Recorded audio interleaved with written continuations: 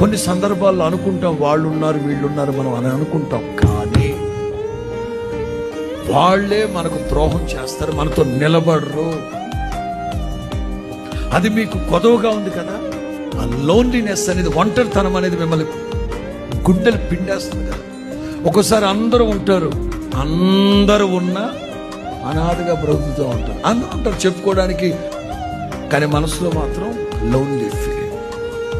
మనుషుల మీద ఆధారపడితే ఇట్లాగే ఉంటుంది. రాజులను నమ్ముకునుట కంటే, రథములను నమ్ముకునుట కంటే, గుర్రములను నమ్ముకునుట కంటే, నరును ఆశ్రయించుట కంటే యెహోవాను ఆశ్రయించుట దైవ జనాంగమా. అందుకే పౌలు 2-3 దఫాలుగా రాస్తాడు, దేవుడు నమ్మదగినోడు. తిమోతి, మనము నమ్మదగిన వారము కాకపోయినా దేవుడు చేత